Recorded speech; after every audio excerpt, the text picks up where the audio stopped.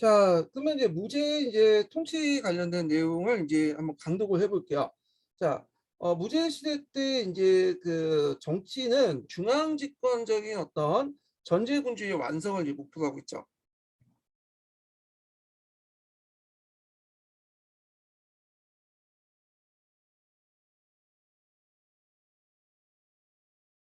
그다음에 이제 문화적인 측면을 볼 때는 유학을 간악화시켰죠. 동중수의 건의를 받아서 어, 유학을 간악화시켰다. 그걸 통해서 이제 앞에서 언급했던 이 중앙집권적인 어떤 전제군주제의 어떤 사상적 이념을 뒷받침해줬다 이렇게 보시면 되고요. 그리고 실제 정책들 보면 겉으로는 이제 뭐냐면 유교를 내세우고 있지만 음, 실제 운영에서는 법가를 냈어요. 법가 정책. 겉으로는 유교 외적인 측면에서 근데 실질적인 정책에서는 음, 법가를 내세웠다. 그래서 왕도와 패도를 같이 내세웠죠. 그래서 육아의 왕도와 그 다음에 그 법가의 패도를 같이 내세웠는데 이걸 이제 뭐냐면 예전에 시험 문제 나왔죠. 왕패잡도라고 하죠. 왕도와 패도를 같이 했다. 그래서 이렇게 이제 겉으로는 육아 그리고 실제 운영한 법가 이런 정치 제도는 그 한무제 때만 끝나는 게 아니라 후에 이제 중국 역대 왕조 때 어떤 통치의 어떤 모델이 되었죠. 그리고 우리나라나 뭐 일본이나 동아시아 문화권의 어떤 정치 모델을 만들었던 것이 이 항무제의 어떤 전체 스타일이야. 육아와 법가를 적절히 섞어서 했던 정책들이었다는 거. 자, 그럼 이제 관련된 내용을 이제 읽어볼게요. 자, 기원전 그 141년에 16살 소년으로 제의에 올렸던 무제는 54년간의 제의 기간에 중국 역사상 그 어떤 황제도 하기 힘든 엄청난 업적을 남겼다. 무제는 이제 황제 절대권을 확립하기 위해서 제도적 장치를 마련했는데 이게 이제 첫 번째 볼 것이 뭐 연호제예요. 황제를 상징한 연호제를 처음으로 실시를 했다. 그래서 예전에는 이제 뭐냐면 이제 기년해 가지고 이제 뭐 자기가 즉위할 때 기점을 해갖고 뭐 횟수를 쓰는 식으로 해갖고 이제 기점을 횟수를 세는 방법으로 이제 기년제가 있긴 했지만 이 연호제는 좀 달라. 연호제는 그 황제가 하늘의 명을 받은 천자잖아요. 그래서 하늘을 받은 천재로서 명을 받은 천명을 받은 천재로서 1년 1호를 정할 수 있는 권리가 있어요. 예, 이거 정삭을 받들다라는 뜻이거든요. 정삭을 결정할 수 있는 권한이 있는 거야. 1년 1월. 1년에 1월 그러니까 제가 말 잘못했는데 다시 할게요. 하늘을 받은 천재로서 그 1월 1일을 정할 수 있는 권한을 갖고 있는데 이게 정삭이에요. 정삭을 정할 수 있는 권한이 있어요. 그러면 1년 1월 정했으면 365일 하루잖아요. 그러면 1년 1월에서 당연히 12월 31일까지의 기간을 정할 수 있는 거죠. 그래서 이제 이 정삭을 정하고 나서 1년을 횟수를 정해. 1년의 기한을. 그러면 그 1년에 뭘 붙이냐면 연호, 그러니까 이름을 붙여요. 이름을. 한 해 이름을 붙인 거야. 그래갖고 예전에 뭐 기념법은 그냥 횟수로 계산해서 필요한 건데 이때는 이제 한 해 이름을 붙여서 이걸 연호라고 하죠. 지금 뭐 우리가 2021년이라고 하잖아요. 그래서 한 해 이름이 있죠. 그와 마찬가지로 그걸 이제 황제가 정하는 거예요. 그리고 이 연호에 따라서 그 뭐는 그 국가 시스템이라든지 그다음에 이런 문서 작업 이런 것들이 다 여기 기록이 돼 있어. 그게 연호제예요. 자, 그래서 연호를 이제 처음으로 사용했다. 그래서 무제가 처음으로 사용된 연호는 건원이에요. 많이 들어봤죠? 그래서 이제 보통 칭제 건원이라고 하잖아요. 그래서 황제를 칭하고 연호를 사용할 때 보통 대명사로 쓰였던 것이 건원인데 왜냐면 한무제 때 처음 사용했던 연호가 건원이야. 근데 이제 한무제가 건원만 사용했던 건 아니고요. 10번이나 개원을 했어. 그래서 그 밑에 보시면 뭐 원감, 원사, 원수, 원정, 원복 이런 제도 이제 그 개원을 했죠. 그래서 그 외에도 여러 황제들이 뒤황제들이 여러 번 개원을 해요. 자기가 통치할 시기 때 여러 번 개원을 하는데 근데 명나라 때 들어와서는 좀 바뀌어지죠. 그래서 명나라 때 들어서는 이제 여러 개 연원을 사용하는 게 아니라 대개 보면 1세 1원제이라서 한 명의 황제가 한 개의 연호를 사용할 때요. 그래서 이제 대개 보면 이제 그때부터는 묘로 부르지 않고 뭐 고종이 태종이 그런 식으로 부르지 않고 연호의 뒤에 끝에 붙는 거죠. 뭐 강무제, 뭐 홍치제. 예. 그래서 강무제 때는 뭐 강무가 연호이었고, 제가 말이 잘못했는데 강무제가 아니라 홍치제 때는 홍치제가 연호이었고, 홍무는 홍무가 연호이었고, 이런 식으로 강희제는 강희가 연호였고, 자 이런 식으로 일세일원 제도가 정착이 됐다. 그런데 이거는 명청시대 때 얘기고요. 그 전까지는 연호를 여러 번 사용했다. 그리고 이 연호가 중국하고 에서만 쓰이는 게 아니라 그 당시 이제 이때부터 조공책봉 관계가 맺게 되거든요.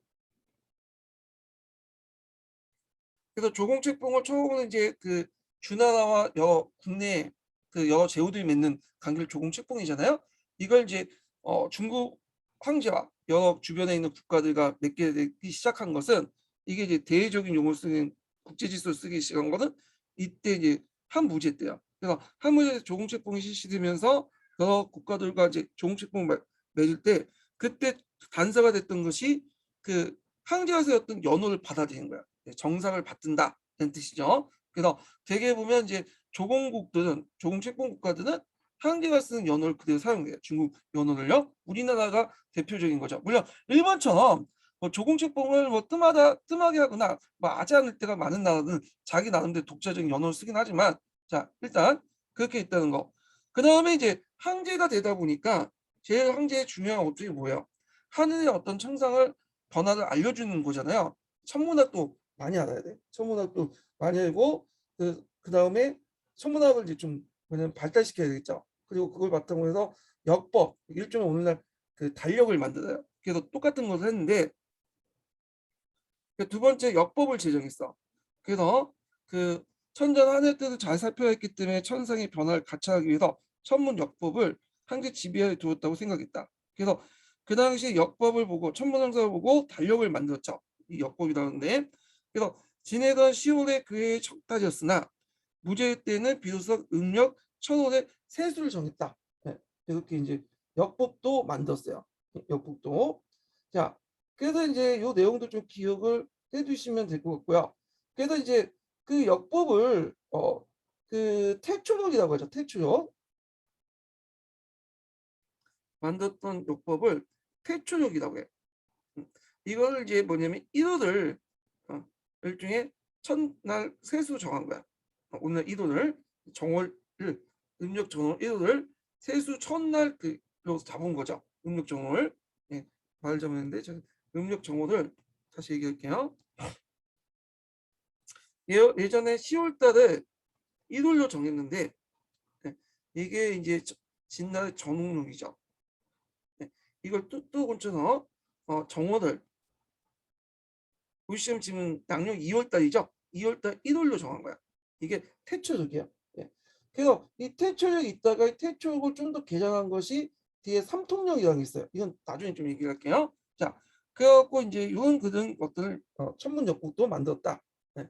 자, 성령에 대한 무죄는 중앙집권 정책을 의욕적으로 추진하기 위해서 황제 적대권의 위험할 존재인 지방의 제후왕들 억압한 법령을 만들었죠. 요거 관련된 내용이 이제 기출문에 나왔죠.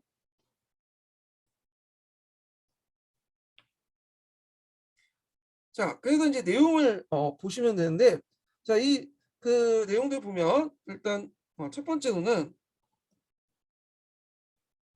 자, 제후왕이 죽으면 왕국의 토지를 여러 자제들에게 나누어 주어 여루가 될 수 있는 추능령을 제정했고요. 두 번째로는 이거 다 외워두세요. 이거 기출문제 나왔던 거죠. 예. 자, 두 번째는 그 매년 8월에 종무제사를 쓸 황금을 징상토록 하여 황금의 양이 부족하거나 성분의 기준이 미달하면 용서 없이 처벌한 죽음률을 이제 실시했어요. 근데 이제 이거 죽음률 함량이 미달하는 것 자체가 객관적 기준이긴 하지만 뭐 그냥 기준에 따라 또 달라질 수 있는 거 아니에요? 예. 그래갖고 이제 마음에 안 드는 이제 왕과 제후들이 왔으면 그걸 명분 삼아 이제 왕과 제후직을 박탈시켜 버리는 그런 정책을 하게 되죠. 그 다음에 그 당시 이제 백성이 함부로 제후왕과 군신 관계를 맺는 것인데 이 자간율을 맞는 걸 금지하는 자간율이 있고 네 번째는 제후왕이 백성들에게 부담을 증가하지 못하도록 부익률이 그것이다. 그리고 다섯 번째는 중앙에서 파견된 관리들, 보통 승상이나 뭐 그 관리들 있죠. 관리들이 제후왕이 제일 알면서 보고하지 않으면 아당률을 따라서 처벌하도록 했다. 그래서 이런 법률을 만들었고요. 또 하나의 또 제도를 이제 만들었는데 앞에서 언급했던 그 자사를 파견하는 거 있죠. 예, 자사 주를 감찰구역을 정하고 자사를 파견한 것도 그는 뭐냐면 그 지방세력들 견제하는 측면도 있어요. 그 여섯 번째 보면 감찰 제도를 더욱 강하여 수도를 포함한 전국의 13개의 감찰구를 나누어 중앙에 자사를 파견하고 그다음 지방 간의 부정에 대한 감시와 항제 명령을 효과적으로 전달하게 되겠다. 자, 이런 정책들은 추응령, 그다음에 주국령, 그다음에 뭐 아당률, 부익률, 감찰제도 강화 등등은 그 당시에 이제 지방 제후들 또 지방 세력들을 뭐냐면 통제하는 정책들이었다. 그래서 그 관련된 예전에 법률들이 관련된 법률들 쓰는 거 시험 문제 나왔거든요. 추응령, 주국령, 자간률 외워두세요. 예. 그래서 이제 이런 중앙 집권 정책을 통해서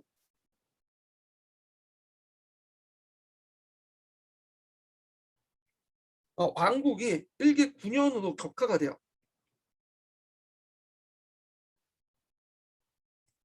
그래서 예전에 이제 경제 때도 했지만 무제 때 완전히 확인사사 시켰다. 그래서 요 기억을 해주시고요. 자, 이런 엄한 정책은 지방 제후왕은 물론 제후세력들도 크게 약화되었다. 자, 그래서 제후왕은 지방에 아무런 권한을 행사하지 못했고 명목상 제후 그 지위가 격화됐고 단지 봉제 조세만 생활하는 존재도 전락하게 되었다. 자, 지방의 제후세력들 억제하는 데 성공한 무제는 중앙행정기구의 구도 항제 전제군주 제재 전환시켰죠. 자, 네 번째인데 이 당시 이제 보면 첫 번째로 그 일환으로 진나라 때 상공주의 국정을 총괄하는 승상의 권한을 축소시켜 점차 항제를 소외시키고 그 대신에 항제의 수석과 같은 비서기관인 상서와 중소를 중용하여 그들을 항제 절대 권력을 행사하겠다. 그래서 이 상서와 중서의 권한이 커지기 시작해요. 원래 이 상서와 중서는 그 내조였어요. 항조의 어떤 측근기관이었죠. 비서기관. 근데 이제 나중에 이제 한무제 계기에서 상수와 중수의 권한이 커지면서 위진남북조를 거쳐가지고 점점 커지면서 이게 이제 순환 때 들어가면 외조가 돼요. 그래서 앞에서 상공의 그런 정책을 그대로 이어받았다. 그래서 보통 이제 그 무제의 정치를 내조 정치라고 하거든요. 그러니까 국가의 공식적인 어떤 그 상공 국영을 대신에 이렇게 그 내조 비서기관은 상서와 중서를 중용을 하면서 그 내조를 중심으로 정치를 해요. 그래서 이 내조의 주로 누굴 등용하냐면 외척들을 등용해요. 외척들을. 그래서 그때 이제 활동했던 외척들이 뭐 각강이라든지 뭐 이강이라든지 등등 있어. 근데 이 외척들이 되게 신분이 낮아. 신분이 낮고 왜 신분이 낮은 사람들을 등용했냐면 일단은 그 신분이 높으면 자기한테 개길 수 있죠. 신분이 낮은 그런 출신들을 등용해서 신분이 높은 귀족들이나 이런 대신들 견제하기 위해서 이들 많이 등용했어. 근데 이제 무제처럼 능력이 뛰어났던 사람 같은 경우에는 그 큰 문제가 없어요. 잘 컨트롤할 수 있잖아요. 근데 뒤에 이제 황제들은 어리거나 되게 능력이 없는 황제들이야. 그러니까 이제 그 어떻게 됐어? 이 외척 중에 내조 정치에 시들리게 돼. 그러면서 이제 후대 외척들이 바로 할 수 있는 그 배경을 만들어줬던 사람이 요 한무제 때요. 한무제 그 내조 정치 강화를 볼 수가 있죠. 자, 그 다음에 이제 이런 그 무제 중앙 집권적 정책은 제도적으로 이제 강제 지배제를 완성한 것이다. 자, 이것은 진해 신앙제가 이루지 못한 항제 체제를 무제 일대를 거치면서 항제를 중점한 중앙 집권적 제도가 제도로 확립됐다는 점에서 그 역사도 성이 높다고 할 수 있다. 그렇지만 또 한편으로는 이걸 통해서 내조 정책을 강화시켜 나가면서 어떻게 했냐? 그 당시 이제 그 매척대 세력이 이제 점점 커지기 시작했다. 이렇게 보시면 되고 그 다음에 나중에 내조와 외조의 대립도 불러일으키게 돼요. 이건 뒤에 이제 그 논쟁에서 이제 살펴볼 텐데 뒤에 좀 얘기할게요. 자, 그 다음에 이제 사실 봉건제와 군현제는 중국의 통치질의 2대 원료로서 유가는 봉건제를 강조했고요.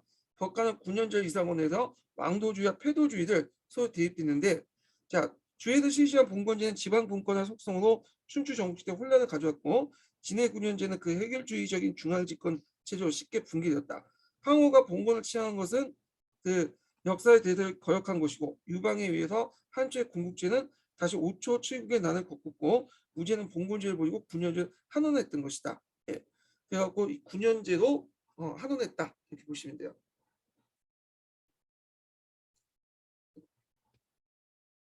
자, 이렇게 볼 때 무제에 의한 군현제적 중앙집권적 시효는 방대한 통일제국을 통치하는데 당연한 기각이라고 할 수 있다.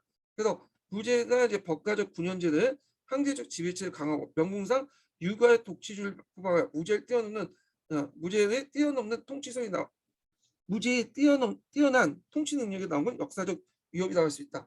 그래서 이걸 아까 왕도와 패도를 결합을 시켜서 왕패잡도라고 했죠.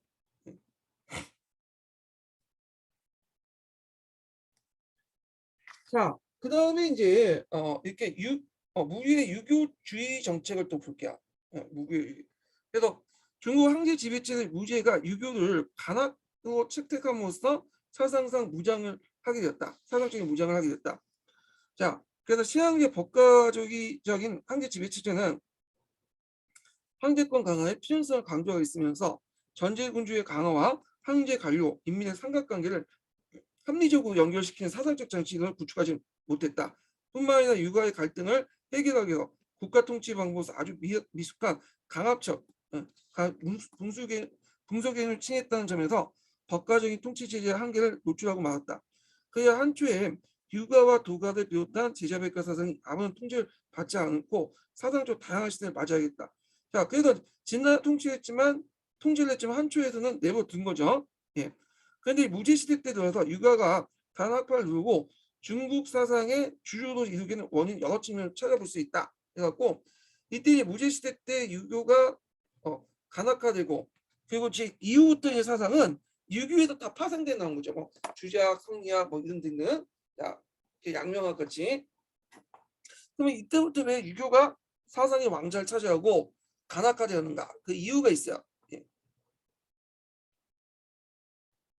자, 첫 번째로는 뭐냐면 이건 뭐 한의 중에도 있겠는데 제자백과의 여러 학파들이 평합한 일가의 이론과 일파의 주장을 고집했으나 유가는 다양한 사상을 풀어가고 있는 경전을 지니고 있다는 점에서 장점을 꼽을 수 있다.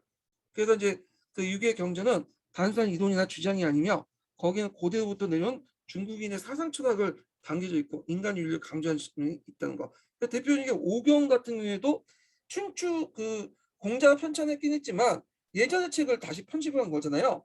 예. 그래서 고대로부터 내려온 이제 중국인들 어떤 보편적인 어떤 철학 이런 것들 같이 담고 있다는 거. 자, 두 번째로는 중용의 원리를 이제 제시하고 있죠.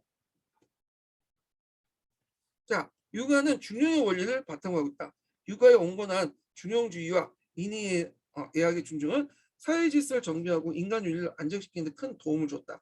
자, 이렇게 볼 때 황제 입장에서는 가정과 사회, 국가를 다스리는 수신 제국 시국 평평화라는 기본 원리와 온건한 중용을 포함한 육아를 채택하게 된 것 당연한 것이다. 자, 이와 같은 여러 가지 요소를 배경으로 위대한 그 유학자인 동준서와 문화주의 천재를 포함했던 무제의 만남이 결국 그 유학의 간학을 채택하는 결정적 요인이 되었다. 자, 그래서 이제 동준서는 뒤에도 이제 좀 이야기하겠지만 이 사람은 이제 그 국문학파 중에 대표적인 사람이죠. 그 예전에 한번 기출문제 2번이 나왔던 사람이죠. 네, 청인 상설 주장했던 사람이고 교과서에도 그 관련된 내용이 있어요. 예. 자, 그 무제는 직위주의 현란가와 문학에 뛰어난 선비를 소집하여 정치학물 논의했는데 이걸 대책이라고 한다. 자, 대책이란 건 뭐냐면 여기 뒤에 주에도 있지만 주에도 없네. 제가 얘기를 좀 할게요. 대책이라는 것은 그 어떤 이제 뭐 천재지변이나 어떤 여러 가지 군사 정치 사회적 문제가 발생을 했을 때 이때 현란과 문학에 뛰어난 예, 선비들 소집을 해. 그래서 정치 학문을 논하게 한 다음에 그에 대한 어떤 대책문을 제시하게 하는 거야. 해결 방안 이런 것들 제시하는 게 대책인데, 자, 이 대책을 마련한 동중서는 그 유교의 춘추학을 전공하고 음양 오행설 이용한 청인 상설 내세워 한계 정치적 통치는 물론이고 인간 중심의 어떤 인간 윤리 중심의 천인상 중심의 천인상을 갖다 놓았다. 자, 이는 중앙 집권 체제의 확립을 영원했던 무죄를 만족시킨 계기가 되었고, 무죄로 하여금 유교를 가라고 정하고 정치 이념의 원리를 삼게 된 계기가 됐다. 이게 세 번째 거죠. 청인상설.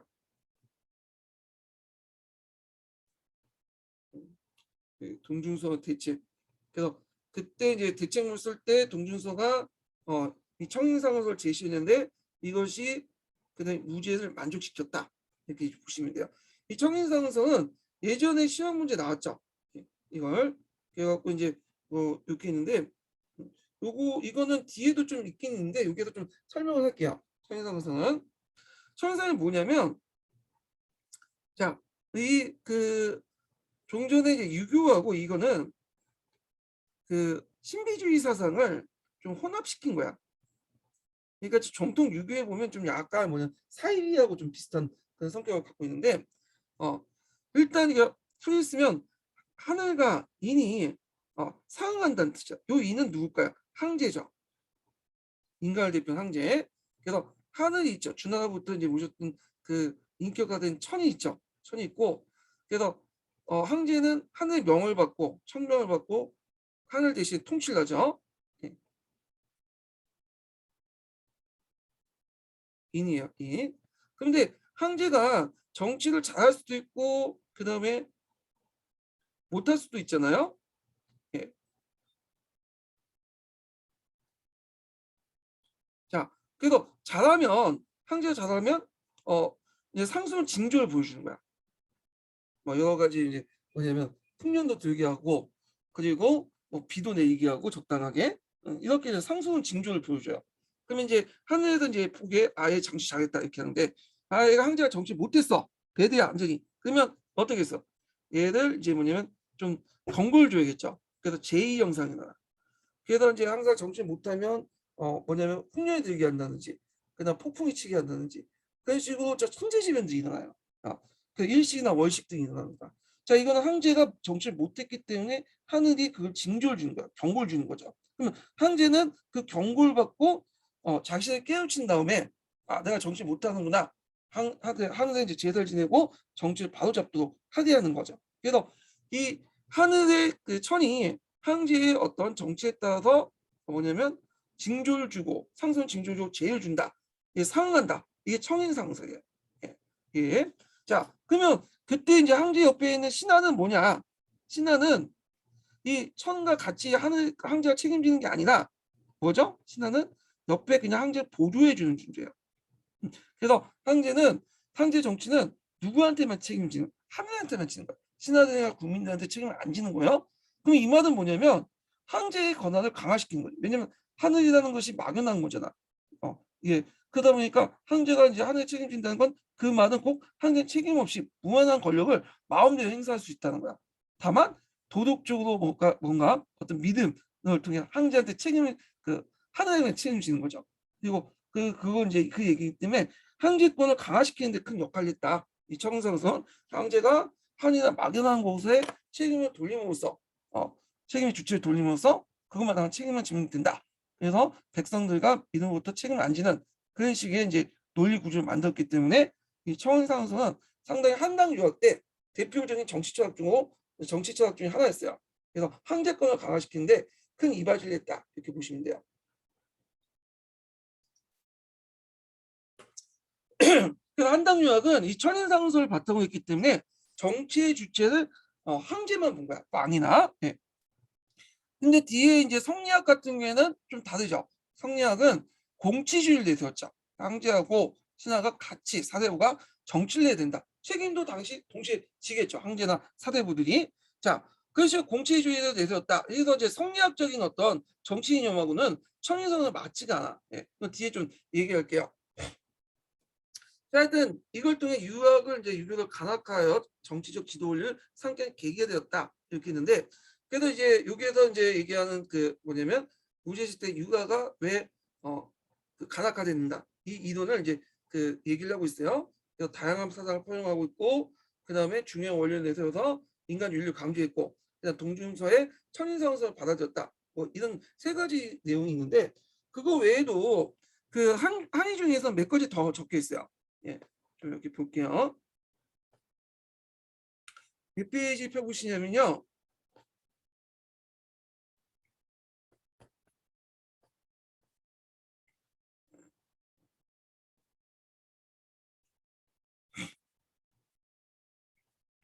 그 103페이지 펴보세요. 일단 자, 여기 보면 여기에 왜 유학이 승리를 거뒀을까? 이거는 이제 뭐냐면 이제 한 부제 외에도 이제 그 전에 선제 원제를 거쳐갖고 이제 확립됐던 그 뒤에 얘기지만, 일단 전반적으로 유교가 왜 다른 사상을 제키고 그다음 한나라 시대 때부터 1등을 했는가? 그런 내용인데 그거 한번 읽어볼게요. 자, 첫 번째로는 한왕조의 진의 그 폭정을 없애는 것을 명분으로 성립된 왕조이기 때문에 겉으로 내세울 수 있는 사상은 법과 대입된 육아 이외에는 선택의 여지가 없었다는 거. 둘째로는 유학은 당시 항충의 질서를 통제하는 데 적합한 사상이었다는 거. 그래서 한때 항리사회가 불호라는 어떤 영장자를 중심한 자치적인 지배 질서가 지배적이죠. 결국 항리사는 확대된 가족 질서 형태를 띠고 있어서 가족윤리 사상을 공부하는 유학의 사고방식이 적용될 수 있었고, 따라서 유학을 종숭함으로써 국가의 지배는 이 향리의 질서를 유지하면서 국가의 권위를 침투시킬 수 있는 장점이 있었고요.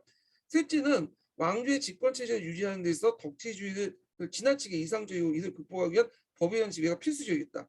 자, 그래서 왕조의 집권 체제 유지하기 위해서는 독재주의는 지나치게 이상적이고 이를 극복하기 위한 법에 의한 지배가 필수적인데, 이는 인연과 현실의 문제였지만 동준수가 제시한 춘추 공약은 법치주의적 이론적 무기를 병용될 수 있었다. 즉 유학의 이름을 내걸고 법치의 수행이 가능했던 것이다. 이미 한 무제 시기 때부터 홍리활동, 홍리라는 건 나중에 이제 설명하겠지만, 이런 이제 그 당시 이제 그 뭐랄까 춘추 공양을 배운 또는 법을 배운, 그 춘추 공양과 법을 동시에 받은 배운 이 관리들이 엄격한 기준을 가지고 그 행정을 처리했어요. 이걸 홍리라고 해요. 홍리. 예. 그래서 홍리는 유교적 관료이긴 하지만 실제로 법가적 관료라고 보시면 돼요. 유가와 법가를 플러스시키지만 법가적 관료. 그때 유교를 내세웠던 것이 뭐냐면 춘추 공양학이야. 예. 그래서 이제 앞에서 이제 뒤에도 얘기했지만 이 그 동준서가 내세웠던 이제 근문경이라고 하죠. 근문학파. 이 근문학파의 주요 경쟁이 춘추 공양학이에요. 그래서 이 춘추 공양학 같은 경우에는 강력한 어떤 법치 논리가 거기에 들어가 있어. 그러다 보니까 유교를 통해서 법치를 강조할 수 있는 그런 논리가 같이 있기 때문에 아주 써먹기가 좋았던 거지. 유교는 너무 무려 터졌잖아요. 그렇지만 유교를 가장하면서 법치를 내세웠던 논리가 거기에 이제 그 춘추 공양에 있었고, 동중서에 속하는 근문학파에 있었고, 자, 이것이 이제 유교적 관료라고 하지만 그 실제 법가적 관료였던 홍리 활동을 잘 보여주고 있다. 이렇게 보시면 될 것 같아요. 자, 여기 이제 한초의 유학이 그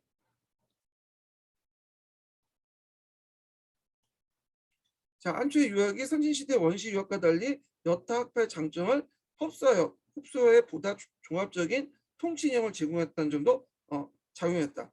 그래서 새롭게 한촌의 지도자로 등장했던 신흥 호족계 계층에게도 향의 자치와 가족 질서를 강조한 유학은 그들의 호족적 근거와 입지를 충분히 마련해 주기 때문에 환영받을 수 있다. 그러나 음양원에서 의한 신비주의 유학은 이후 미신적 참이슬로 바뀌죠. 그래서 왕방의 정권 참사의 어떤 사상적 근거를 제공해 주기도 했다. 그래서 악작용도 있었다. 악령 그 문제점도 있었다. 이렇게 좀 기억을 해두시면 될 것 같아요. 그래서 이제 이렇게 해서 한번 요거 관련돼서 이제 유학과 관련돼서 유교가 왜 그 한무제 때 간악화가 되었는지 이렇게 좀 보시면 돼요. 근데 뭐 이거에 대해서 좀 약간 다른 관점도 있어요. 나중에 이제 제가 책을 읽을 때 좀 더 설명을 해드리겠지만 한 문제 때 간악화됐다는 관점이 비판적인 사람도 있어요. 왜냐하면 그 당시에 유교가 형식적으로 간악화됐지만 실제 정치는 법가가 했다. 그렇기 때문에 유교의 간악화는 좀 이르다.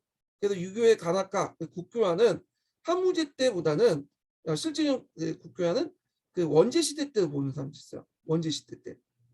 그래갖고 원제 시대 때 유교가 가서야 진짜 간악화됐다, 정착됐다 이런 관점도 있거든요. 근데 뭐 이런 거는 관점이 이제 차이니까 상식적으로 알아두시고 자 다시 돌아올게요. 네. 그러면 유교를 간악화했으면 당연히 유교의 정치가 이제 필요하죠. 예. 그래갖고 이제 여러 가지 이제 유교 정치들 내세웠는데 자 그 중에 이제 하나가 이제 뭐냐면 오경 박사예요. 오경 박사.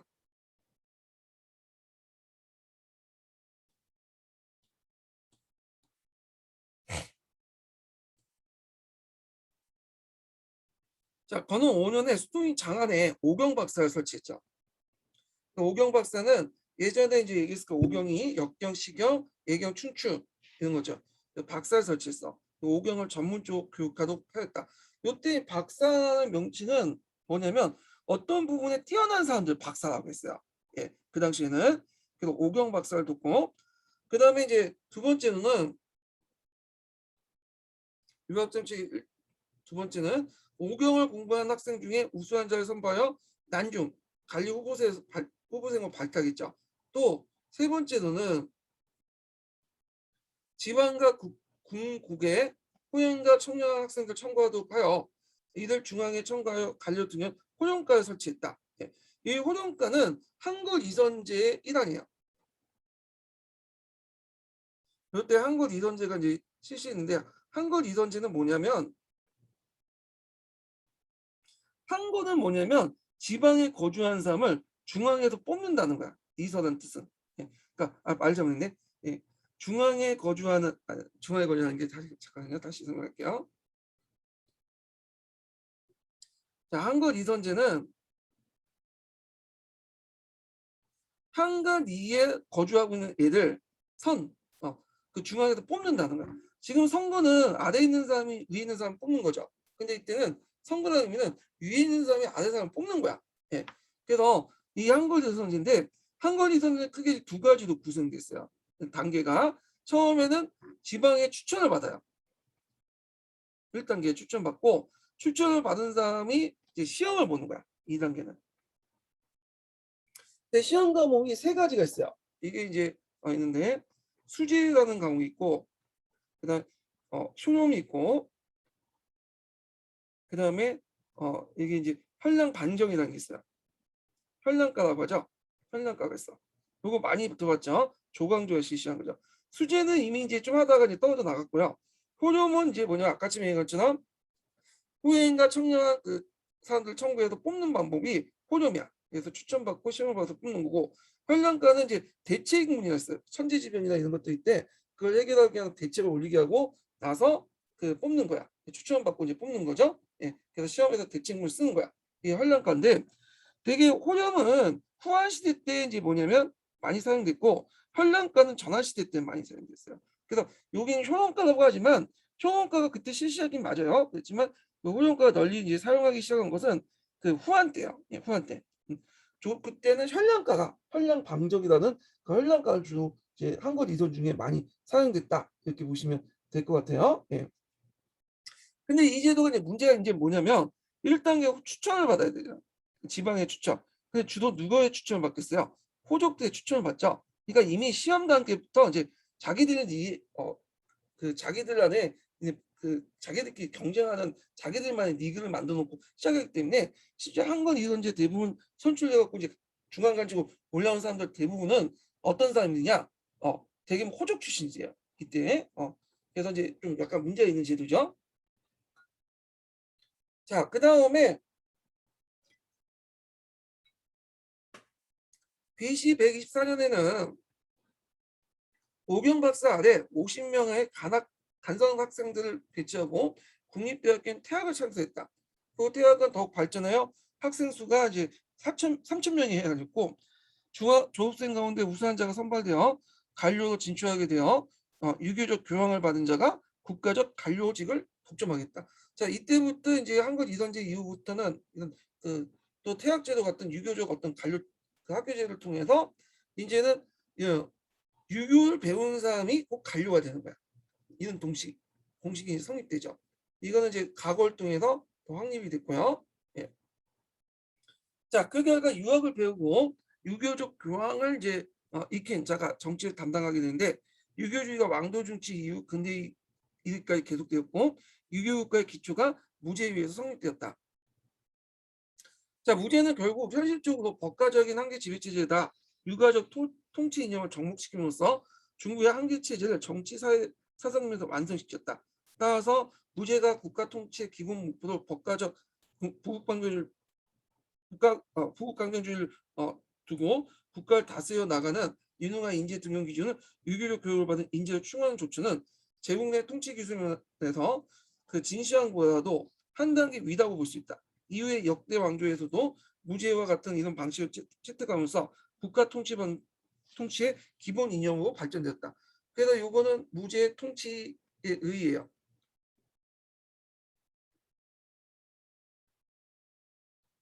무제 통치 방법의 의의를 이제 얘기를 하고 있죠. 예. 자, 그 다음에 이제 무제 대원전과 동서극동을 개최해 볼게요. 요거 예전에 기출문제 나왔던 거죠. 이거 2번 나왔어. 그 장건에 이제 뭐냐면 그 파견하고 그 다음에 그때 그 한사군이 설치됐죠. 하서사군, 예, 하서사군과 관련된 내용이 기출문제 나왔죠. 둥항의 위치를 물어보는 문제가 예전에 시험문제 나왔습니다. 자, 여기 보면 이제 무제는 안으던 이제 한계 그 전제 체제를 성공적으로 구축하자.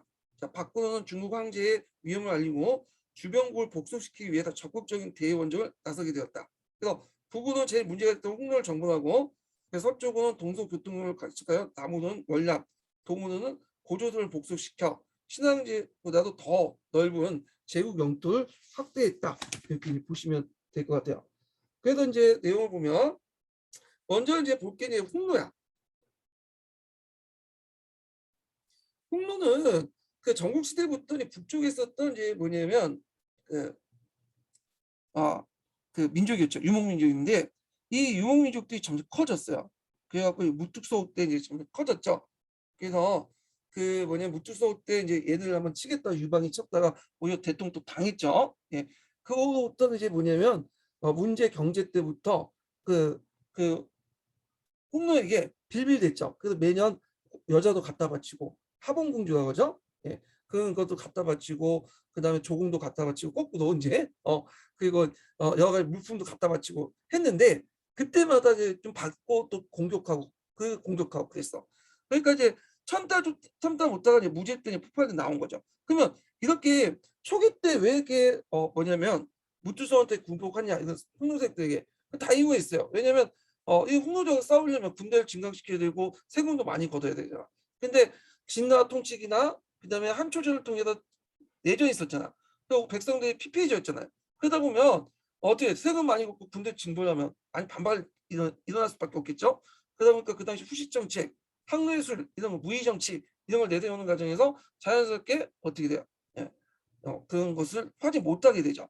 근데 한 문제 때는 이제 상황이 달라졌죠. 예. 이런 내용들인데 한번 읽어볼게요. 자, 유목민 활동은 중앙아시아 무대에서 선사시대부터 볼 수 있다. BC 6세기에서 5세기경에 2단계 유목민이었던 스키타이 활동이 활발해졌고요. 강력한 국가가 건설되었다. 자, BC 3세기 중반에는 이제 그 몽골 총원의 알타이역에 말하는 유목민 홍로가 등장했고 중국 주변에서 중앙아시아 이런 대제국을 건설했는데 이 홍로는 어떤 민족인가에 대해서 아직까지도 설이 많아요. 그래서 한 개의 그 민족이나 인종 집단으로 구성된 건 아니고 그 여러 인종 집단으로 구성되었다 이렇게 보고 있거든요. 그래서 그 안에는 다양한 인종도 구성되어 있어요. 자, 하여튼 그때 이제 홍로가 이 무tun소 때 이거 외워 두셔야죠. 그래서 최고 이제 전성기를 이뤘는데 이때 무tun소 때 이제 그 정예국 30만 명을 거느리고 동원을 복속시키고요. 북으로는 홍유와 정령을 물리치고 서쪽은 대월지를 몰아내고 남원은 오도로스 지역까지 진출해 한나라를 위협했다. 자, 이 위협을 막기 위해서 고조 때 홍로 원정을 당했으나 실패했고요. 그래서 그때 이제 그 백등상에서 오히려 포기가 돼가지고 이제 거의 뭐냐면 이제 한 고조가 죽일랑 말랑했어. 그래서 이제 그 한 고조가 그 당시 그 구투소 연지 망비한테 가갖고 뇌물 좀 썼죠. 그래갖고 그 만약에 너희들이 여기 점령을 하면 그 무투소가 중국의 미녀들과 같이 살 텐데 그럼 너는 소외될 수 있다. 그래서 좀 뇌물도 먹이고 좀 이렇게 위협 반, 거짓 반 이렇게 하니까 이게 먹겨 들어가서 결국에는 무투소가 이제 뭐냐면 그 연지 말 듣고 철수했다고 그래요. 근데 실제로 그 당시에는 홍로족이라도 이제 지배종족하고 그 왕비족이 있었거든요. 그러니까 왕비족을 대변한 연지말을 무시할 수 없어. 그 뭐냐면 왕비라고 하는 그 연지를 말 무시할 수 없기 때문에 철수한 거 되는데 자 하여튼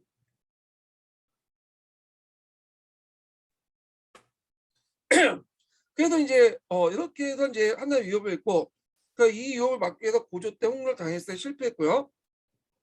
그래서 이제 하나 홍로와 하친하여 종시에 여자를 출가시키고 금은 비단 등을 보내어 홍로에서 한심을 사는 하친 정책을 계속했다. 통일제국을 건설한 모제로서 이와 같은 하친 정책은 그 중앙항제 위신과 항제 자긍심을 송달시키는 생각했다. 그래서 적극적으로 대외정보를 단행하여 주변 강국을 복속시키고 홍로 원전 서막을 열었다. 그래서 이제 몇 차례 한 9번에 걸쳐 갖고 그 당시에 이제 홍로를 공격을 했어요. 그래서 그때 이제 주로 외척 세력들을 이용했죠. 위청이나 이강인데 이런 사람 다 외척 세력들이야. 그래서 얘네들 파견해서 홍로 정권을 실시했고 이어 이제 수십만에 달하는 대규모 원정대를 연속으로 보내어 대대적인 정보를 단행했다. 요게 내용이 있죠. 그래서 예전에 그 관련된 내용이 기출문에 나왔죠. 기출사료서. 읽어보면 홍로 정벌 중에 규모가 가장 큰 것은 다음과 같다. 자, 1차 시기는 BC 129년 이강리가 3만 명을 거느리고 한 원정이었다. BC 127년 장군 위청이 오누스 지역을 정복한 후에 삭방이나 5원 2군을 설치하고 자 BC 124년 위청이 기병 3만 명 이끌고 홍로를 정벌하니 BC 121년에 장군이었던 각거봉이 두 차례 홍로를 정벌하고 무이나 주천 2군을 설치하고 그 이제 BC 119년에 위청 각거봉이 다시 파견하여 홍로를 크게 유린한 것이다. 그래서 이제 99년 이능이 5천 명의 기병을 있고 정보를 나섰다. 뭐 등등 있는데 자 이렇게 해갖고 이제 무죄가 드디어 이제 몇 번에 거쳐가지고 홍로를 막북 지역으로 몰아냈어요. 예. 그래서 있는데 그래서 이제 그때 설치된 지역이 어떤 지역이냐? 예전에 한번 시험문이 나왔죠. 하서 사군이 설치됐어. 예. 그래서 여러 번의 원정을 통해서 홍로의 정보를 통해서 하서 사군이 이제 설치됐죠. 하사군 여기 홍로를 몰아내고 서역지대에 원정을 했죠. 일단 홍로를 몰아내고 그다음에 홍로의 배후 근거지였던 서역을 또 원정해요. 여기 지역을 그래갖고 서역을 원정해서 이 지역을 하서 4군을 설치했죠. 그래서 하서 4군이 예전에 시험문이 나왔는데 자 하서 4군의 중요한 그 지점이 됐던 것이 뭐냐면 하서 4군이 잠깐 지역이 잘못 보내지네. 이거는 탈인분지고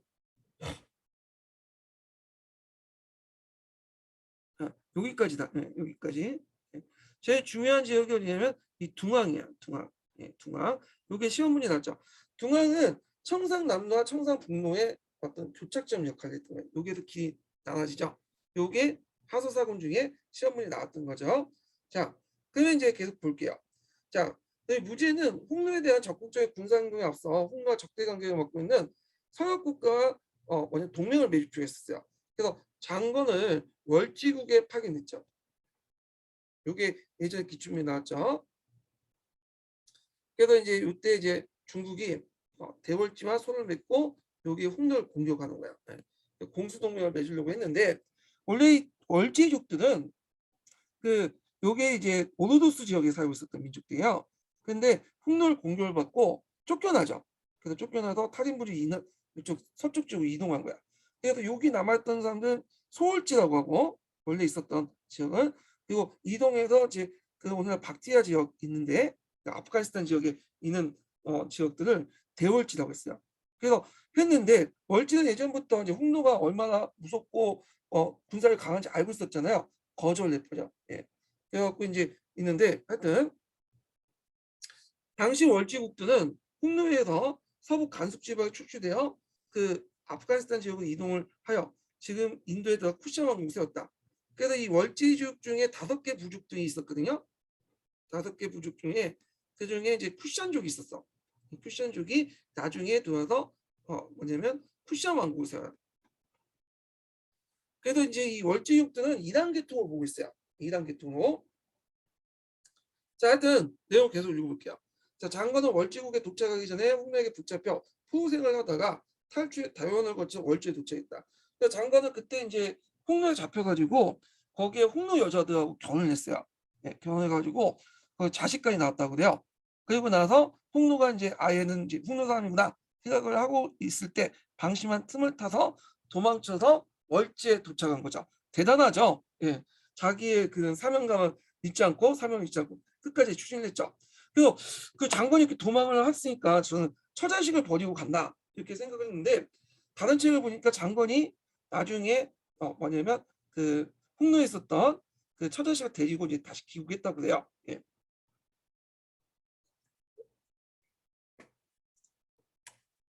자, 그러나 이제 장관의 군사적 동맹제의를 아까 얘기한 것처럼 월지는 찬성하지 않았죠.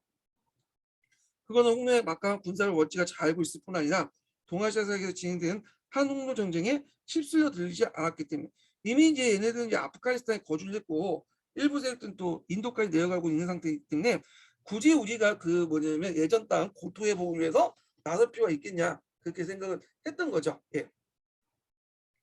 자, 그리고 이제 다시 이제 중국 도산 장군은 또 한 부제의 명을 받고 오손과 이제 동맹을 맺기 위해서 또 파견돼요. 예.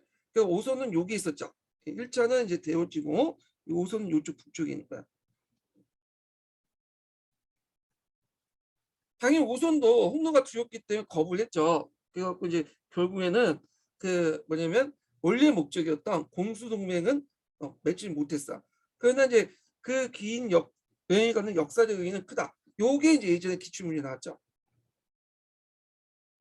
일단 이제 뭐냐면 중국과 서역 간의 이른바 비단길을 개토가 됐다는 거예요. 비단 실크로드가 죠 사막길이라고 하죠. 예, 여기 요 중심의 길이 이제 개통됐는데 어미니머니 개통보다는 예전부터 알고 있었던 거예요. 예전에 카렌 문제에 있는 오아시스 국가들이 원래는 이제 그 북쪽에 초원길을 이용했다가 초원길의 통행세가 너무 강해지니까 많아지니까 따로 이제 뭐냐면 그 남쪽에 개척한 길이 사막길 비단길이었어요.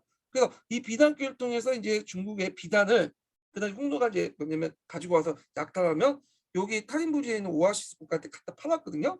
그래서 그걸 이제 가지고 중개상인 뭐 안식궁이나 노마을 가든 갖다 판 거야.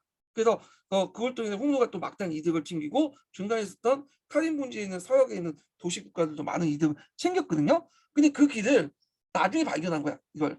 그러니까 이제 비단길의 존재를 알게 되니까 홍로를 공격하려면 어디부터 이제 공격? 홍로의 그 경제줄 목줄부터 공격해야 되겠다. 그래서 타린분지의 부근에 있는 오아시스 국가들 공격을 했던 거야. 그래서 거기에 이제 뭐냐면 그걸 장악을 하고 그리고 홍로의 어떤 경제줄을 끊어버린 거죠. 예. 그래서 이제 서역원정을 하게 된 거예요. 예. 홍로와 함께 전쟁을 하면서 서역원정도 같이 했다. 예. 자, 하여튼 이거 좀 기억을 해두시고요. 그리고 이 길은 동성 문화의 중요한 교육로서 근세에 대한 해소 열리는까지 널리 이용했다. 자, 그래서 첫 번째는 비단길을 발견했다는 거. 그다음 두 번째로는 서역에 대한 지식과 관심을 증대시켜 중국의 세계관을 넓히는데 큰 결과를 불러일으켰다. 그리고 이제 이런 것들 좀 기억을 해두시면 될 것 같아요. 자, 그 다음에 여기는 이제 좀 없네. 네. 그래서 이제 요거 서학원전과 관련돼 갖고는 좀 뒤에다가 이제 한의중을 좀 보충할게요. 그 내용이 좀 빠진 것 같아요. 이군요.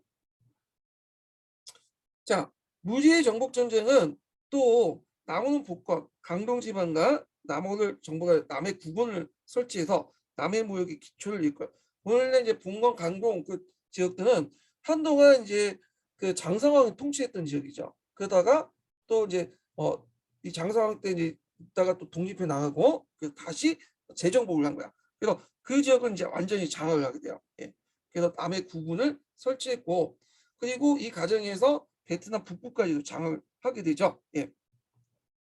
여기죠. 그래서 월남 북부까지 차지하여 이후 천년에는 중국의 월남 북부 정복이 시작됐다. 그래서 한나라부터 당나라 때까지 이 월남 북부 지역을 장악해요. 월남이 이제 그 북부의 문화와 남부의 문화가 다르잖아요. 그래서 왜냐하면 남부 같은 경우에는 그 예전에 참파라고 해갖고 불교의 문화를 받아들였고요. 그에 반해서 이제 그 월남 지역은 당나라 이후부터 계속 통치를 받다 보니까 중국의 문화권에 속해요. 유교 문화권에 속하죠. 좀 인종도 약간 달라. 인종도. 그래서 그 베트남 북부 같은 경우에는 좀 중국인하고 비슷하게 생겼고 우리하고 근데 저쪽 그 남부 지역 사이공 지역 같은 경우에는 동남아시아 계통하고 비슷하게 생겼죠. 예. 그리고 이제 우리나라 관련된 것이 위만조선이죠. 위만조선을 멸하고 그리고 한해 사고를 설치해요. 한문의 동방지출이 시작됐다. 이렇게 보면 돼요. 위만조선과 관련된 그 공격 내용은 예전에 2차 기출문제 나왔어요. 이건 위만조선 자체를 이제 공격한 내용보다는 그 사기와 한서 관련된 내용 할 때 잠깐 이제 언급됐던 내용이에요. 예.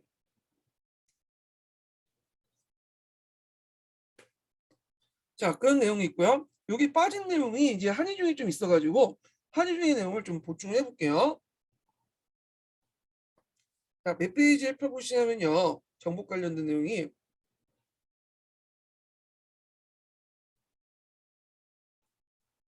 이거는 한의중에 있기 때문에 94페이지 펴보세요. 한제국의 대강해. 이거 한번 강독을 해볼게요.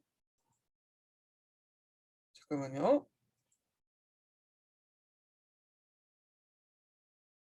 자, 한의중 몇 페이지 펴보시냐면 94페이지 펴보세요.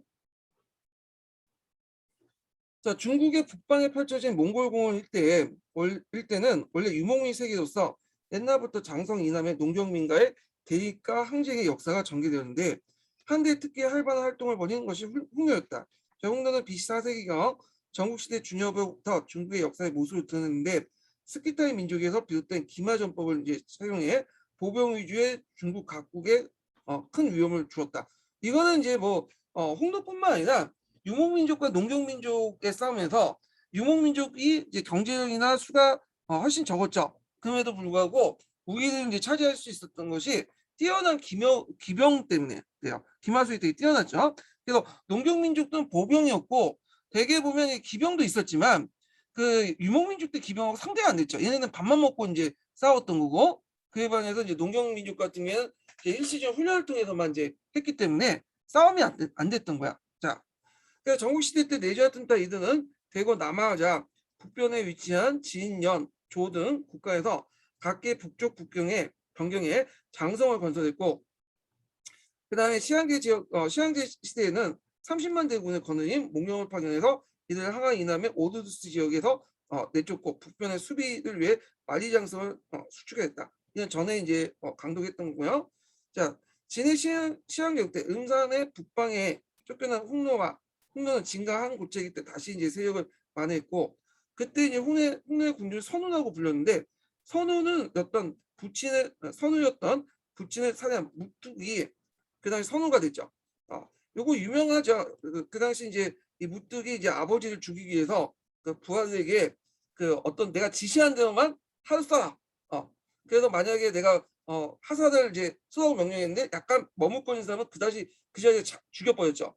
어느 날 이제 아버지가 이제 사냥을 가는데 그 아버지 사냥 있는 쪽으로 사냥터에 하사를 쏘라고 한 거야. 그러니까 이제 이미 이제 그 기계적으로 하사 썼던 그 명령에 따라 썼던 부하들이 무뚝의 아버지임에도 불구하고 싸가지고 죽였다고 해요. 예.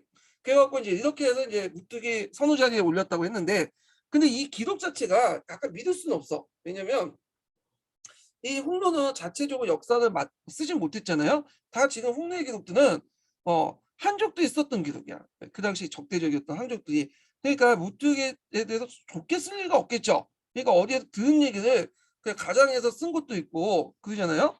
홍로라는 말 자체가 홍수는 노비 같은 놈들이란 뜻이잖아. 예, 홍노 자신들이 그렇게 불려지는 않겠죠. 예. 그런데도 하여튼 그렇게 이제 했어. 무뚝이라는 사람이 대단한 사람인데, 자, 하여튼 이 무뚝이 이제 무뚝선호가 이제 그 홍노의 대장이 된 다음에 이 홍노 부족들을 통합을 해서 그 동호와 서쪽의 월진을 이제 격파하고 흥화정에서 청상의 상명에 있는 대유목제국을 건설했다. 그러니까 유방이 장성 이남에서 초를 물리치고 한 제국을 건설하자 한과 홍노의 충돌은 불가피했다. 그래서 BC 201년 무투소는 대군을 이끌고 상서성의 침입을 이제 했으며 한해 고조 유방도 천하를 통일한 직후 32만 명의 대군을 이끌고 자신 있게 출정했지만 상소성 대동 오늘 백등산 부근에서 평성이라고 하죠. 이 지역에서 이제 홍내 대군이 포위되어 구사일승으로 사흘은 시험을 당했다. 자, 그래서 백등산 전투 이후 평성 전투 이후에 이 홍내 군사력을 이제 직접 경험해보고 이들이 한해 상대가 아니라는 걸 깨달은 고조는 바짝 엎드렸죠. 하친 정책을 하게 돼요. 그래서 황제의 딸을 선우에게 보내 선우의 후인 연지를 만들고 연지는 그냥 왕의 이제 선우의 부인이라고 보시면 돼요. 보통 연지를 이제 배출한 집안은 그 일종의 그 홍도의 지배 부족인 다원 부족들이에요. 그래서 대개 보면 홍도의 이제 선우 부족들과 연지 부족들 연합으로 구성이 됐거든요. 그런데 이제 황제단을 이제 보내서 연주를 만들었다고 해요. 예. 그래갖고 자기 이제 슈퍼 뭐랄까 지지 기반 세력을 만들었다 이렇게 보시면 되겠죠. 자기가 어떤 쳐들어오지 못하게 만든 거죠. 이렇게 해서 그래서 이렇게 그 중국 왕조가 이민족들에게 이제 뭔가 그 신을 막기 위해서 그 공주를 많이 보내죠. 이런 공주들 무슨 공주라고 하냐면 그 교과서에 나왔죠. 하범공주라고 하죠. 하범공주. 뭐 대표적인 사람이 전환 때 보통 왕소공 같은 사람이 대표적인 사람들이죠. 자, 그래서 황제에 따라 선우에게 보내 선우의 후에 연진을 만들고 매년 엄청난 액수의 견직물과 비단과 술, 식량 등을 홍내에 보낸 것이 조건이었다. 고조가 취한 이러한 하친 정책은 이후 홍내에 대한 기본 외교 방침이 되어 문제와 경제 시대 때까지 유지되었다. 하친 정책이 이러한 평화의 대가로 물자를 공급하고 소혼인을 통해서 인척 관계를 맺는 걸 말한다. 예, 이거 좀 기억을 해두시고요. 그러니까 쉽게 말하면 돈을 주고 평화를 샀다 이렇게 보시면 돼요. 돈을 주고 평화를 샀다. 근데 돈을 주고 평화를 사는 것은 이게 제대로 안 되죠. 왜냐면 돈을 주고 평화를 산다면 돈을 받은 측의 갑질이 심해. 그 실제로 돈을 받고도 몇 번 공격을 해요. 그래갖고 돈을 더 많이 받게 되죠. 물자를 더 많이 받고 되고. 그래서 이제 이렇게 되는데 그래서 그 당시에는 무제 이전까지는 홍노가 일종의 갑질했다 이렇게 보시면 돼요. 예, 을은 그 당시에 한나라였고요. 자, 그 다음에 이제 여기 보면 왕소군 출세도가 보이는데 왕소군은 뒤에 이제 전환시대 때 말기 때문에 홍로 그 무제 이후이기 때문에 좀 약간 시대적 배경이 맞지는 않지만 일단 요거 있었고 그 다음에 뒤에 다음 단락 문장을 보죠. 자, 한해 하친 정책은 홍로의 침입을 완화시키는 역할을 했지만 원래 양국 관계의 홍로 우위에 성립된 데다가 그 후에 홍로는 자주 평화를 깨고 북변을 침입해서 한국의 물자와 인력을 약탈했다. 자, 그때마다 이제 한 무제나 경제는 무릎을 꿇고 또 비밀이 되는 거야. 예, 좀 살려달라고. 그러면 또 요구 물품들 더 많은 요구를 하겠죠. 예. 그래서 이제 이 때문에 무제와 경제 시대 때는 가해와 조조청 하진 정책을 전해 강경책을 쓸 것을 주장한 사람도 있었지만 그들 경우에는 군대도 많이 늘려야 되고 그 세금도 많이 징수해야 되잖아요. 그 당시에 무위 정치를 추진했고 국내에서 제후왕의 세력이 강대해 대외 문제 대처할 여력이 없었다. 그래서 홍노는 그래서 첫 번째 이유는 왜 하친 정치를 유지했냐? 무위 정치를 계속 사용했다는 거. 그 다음에 그 국내 제후왕의 문제죠. 제후왕 세력이 강대했기 때문에 대외 문제를 적극적으로 대처할 여력이 없었죠. 그래서 홍노는 인구나 물자, 문화 모든 면에서 한 제국과 비교할 수 없었지만 기마병을 위주로 가공화 무력을 보유한 채 한 제국의 오랫동안 굴욕을 강요했던 것이다. 그렇다면 홍노는 왜 잔성 이남에 중국을 방북해서 침략을 했을 것일까? 그게 있는데 요거는 뭐 관점 문제이기 때문에 쭉 읽어보시면 되고요. 다만 이제 여기에 알 것은 홍노 자신이 원했던 견직물이야. 예. 이 견직물을 자가 소비도 있지만 그 견직물을 그때 누구한테 갖다 판다 했어요. 서역의 상인들 갖다 팔아갖고 이득을 챙기기 위한 거죠. 그래서 이제 일종의 이 견직물을 중국에서 받아서 또 뭐 그냥 조공품을 받든 뺏어서 받든 받고 일본 자기가 쓰고 나머지 갖다 팔아갖고 막대한 이득을 챙겨서 이걸 바탕으로 해갖고 뭐냐면 군사적 재정적 기반을 삼았던 거야. 그 견직문은 홍노 자신도 필요한 거지만 상당량의 교육부 사용이 있다. 즉 이 견직문으로 실크로드 따라서 판매함으로써 이익을 확보해 군사적 재정적 기반을 삼았던 것이다. 따라서 공납이나 교육을 통해서 물자국가 만족하지 못하고 다량의 견직물을 확보하기 위한 한에 대한 보복과 위협수사로 사용됐다는 견해도 있다. 자, 그래서 이제 있고 이러면서 무죄가 직위하면서 상황이 달라졌죠. 자, 그러면 이제 여기에는 읽기 전에 이제 세 번째 인증번호 알려드릴게요. 세 번째 인증번호는 90번이에요. 세 번째 인증번호 마지막 인증번호 90번입니다. 자, 무죄는 즉위 후 중앙집권을 완성하자 한초 이내의 경제적 회복과 발전을 위한 풍부한 재정 기반으로 다 누가 마련했죠? 자기 아버지 할아버지 때 만든 거죠. 문경치에 때 만들었던 그 기반으로 흑노에 대한 적극적인 강경책을 전환했다. 그러나 정면은 흑노 도전하는 무리가 있었기 때문에 흑노에 도전하는 것은 무리가 있었기 때문에 군신선호 그 당시에 이제 선호였어요. 본래 평성 부근의 마법을 이용해 토벌하는 작전을 했다. 선을 모가지를 재고 먼저 제키고 공격했는데 그걸 옮기기 전에 사전에 홍노가 감지해서 실패를 했어. 이걸 무슨 사건이라고 하냐? 마법 사건이라고 해요. 이 마법 사건. 이때부터 이제 뭐냐면 한나라와 홍노가 하친각에 깨지면서 싸움이 나죠. 참고로 이 마법 사건은 예전에도 한번 있었어요. 예, 예전에 한번 제가 이 마법 사건 그 설명할 때 언제 설명했냐면 그때 한 고조가 그 뭐냐 마법에서 그 이제 부닥친 게 있거든요. 한 고조가 그다음에 마법에서 이제 공격 갔다가 그 당시 홍로부터 이제 공격을 받아요. 예. 그래서 이 마법 사건이 나는데 이걸 계기로 한 고조가 홍로를 친 사건이 일어나. 마법. 근데 이 마법은 어디냐면 아마 이제 홍로하고 그 한나라의 국경선에 있는 그런 지역 같아요. 그러다 보니까 홍로하고 한나라가 자주 교류했던 그런 지역 같은데 이 1차 마법 사건이 예전에 한 고조 때 한번 있었고요. 요때 그 마법 사건은 두 번째 일어난 마법 사건이야. 그래서 예전에 제가 강의할 때 그 한 고조가 이제 홍로하고 이제 싸울 때 마법 사건이 원인이 됐다 이렇게 했는데 이거 한무제 때 원인 사건 아니냐 마법 사건은 이런 분이 계시더라고요. 근데 이 마법 사건이 그 한 번 더 있었어요 그 전에. 예, 이거는 서양사 강제한다. 예, 거기 이제 강자중국사였어요. 한고조하고 홍노간에 대입된 제1차 마법 사건은 강자중국사였어. 제가 기출문제 때도 이제 그 마법 사건에 대해서 두 번에 걸친 마법 사건에서 다뤘거든요. 그래서 한번 기출문제 분석 내용 참조를 해주시고요.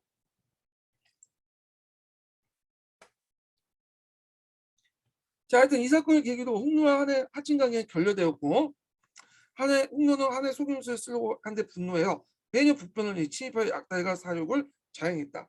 자, 이에 대처하기도 하는 BC 129년에 홍노의 군대를 파견하였고 한가 홍노는 전면적으로 도입하게 되었다. 자, 무죄가 대홍노 작전에서 채용한 전수는 철저히 물량 전수가 인해 전수예요. 중국 애들이 많이 쓰는 거죠. 왜냐면 이제 무죄 입장일 때는 홍노보다 제일 많은 게 뭐야? 일단 물량 많고 머릿수가 많잖아. 밀어붙이는 거야. 그래서 뭐 교환비에서 뭐 그 홍노 한 명이 한나라 병사 3-4명을 이렇게 죽일 수 있어도 계속 밀어붙이면 누가 이겼어요? 결국에는 한나라가 이길 수 있겠죠. 그러니까 군사적 지대의 어떤 모자람을 그런 걸 군사적 양으로 커버하는 정책들이야. 예. 자, 홍노는 기마병을 대응하기 위해서 한도 기마병을 육성하기 위해서 병력을 봤었다. 물론 이제 기마병 자체가 국내 기마병보다 못하겠죠. 그렇지만 아까 전처럼 그 5배, 6배 기마병을 써서 물적인 질적인 것들 부담을 물적으로 커버하는 거죠. 예. 자, 그래서 있고 또한 위척과 각경 같이 항시가 관련된 외척 세력들이죠. 정권 유능한 장군들 전쟁에 투입했다. 위척과 각경은 모두 무죄의 부인과 혈육의 외척 출신이다. 그래서 한무제 같은 경우에는 장군이나 주요 대신들 이런 사람들 내조에 있는 인물들을 다 뭐냐면 자기 외척들 임명해요. 네. 그리고 외척들을 임명해서 누굴 고관 대작들 견제하는 방법이죠. 근데 외척도 권력을 장악할 수 있잖아. 그러니까 매번마다 외척을 교체해. 수축시키고. 그래서 이제 이런 식으로 이제 정책을 했는데, 자, 초기 홍노의 정쟁에서 하락한 사람 위청이었다. 그는 무지의 총이었던 위양후의 동생이었다. 위청은 거기 장군에 임명되어 그 총 일곱 번에 거쳐서 홍노 투입을 나섰고요. 처음에 별다른 성과를 거두지 못했다가 3차 출정에서 홍노의 대승을 거뒀고, 그 당시 이제 뺏겼던 북방 오노도스 지방을 수복하는 데 큰 공을 했다. 이 오노도스 지방이 상당히 중요한 지역이었죠. 유목민이나 유목민 입장 때는 이 지역이 상당히 중요해요. 여기가 초원 지역이야. 그러면서도 상당히 풀도 많고 무성하고 그런 지역들이 오르도스 지역인데 여기를 회복한 거야. 자, 그다음 포기 장군이었던 각교봉은 위청의 생질 조카로서 주도 서북의 홍노를 토벌했다. 자, 각교봉은 이제 BC 121년에 20세의 젊은 날 포기 장군이 되어 농서 일대 홍동에게 타격을 주고 하서 지역을 하나의 지배에 두게 되면서 큰 공을 세웠다. 그리고 더구나 이때 홍대 서북 방면에 지키던 혼양왕은 이 패배한 후 선호에게 사대국을 두어 한해 투항했다. 이후 하서 지역에는 사군이 설치돼서 한해 서역 진출의 거점이 되고요. 하서 사군이죠. 그래서 하서 사군의 주요 도시가 둥항이 있어요. 둥항. 그리고 BC 119년에 위청과 각교봉이 산서에 대군을 거느리고 출격했다. 이들은 평성 부근에 갈라져 외몬군까지 진격을 했고 이에 건드리지 못하고 선우는 고비 사망을 넘어서 도망가면서 남부의 근거를 완전히 상실되었다. 자, 마법의 전투 이후에 대홍로 전쟁은 일단 한해 승리를 매듭지었다. 자, 근데 뭐 이게 다 끝난 건 아니에요. 그 후에 이제 무제하고 이제 뭐냐면 홍로 계속 싸. 결국에는 이 무제 말년에 홍로 정벌이 포기해버려. 왜냐면 홍로 정벌 계속 할수록 인력이나 물자가 너무 많이 나가는 거야. 우리가 이제 미국에서 이제 그 베트남 전쟁 할 때 그거 똑같은 경우가 되는 거죠. 그래서 이제 결국에는 그냥 하서 사군이나 그 서역 지역까지만 장악하고 끝나게 되죠. 여기서. 자, 그 다음에 이제 여기 보면 이제 실구도 개통과 서역 도로 설치인데 요거는 이제 앞에서 읽었던 거 장군 관련된 내용은 건너뛰고요. 자, 그 다음에 이제 뒤에 넘어가서 뭘 보냐면 그 당시 그 하서 지역에 관련된 내용을 볼게요. 그러니까 하서 지역이 아니라 그 서역 정벌과 관련된 내용을 좀 볼게요. 여기가 어디까지냐면 서역 정벌이 여기까지 서역 정벌 관련된 내용 볼게요. 여기부터 볼게요. 여기부터 해서 서역 정벌 여기까지.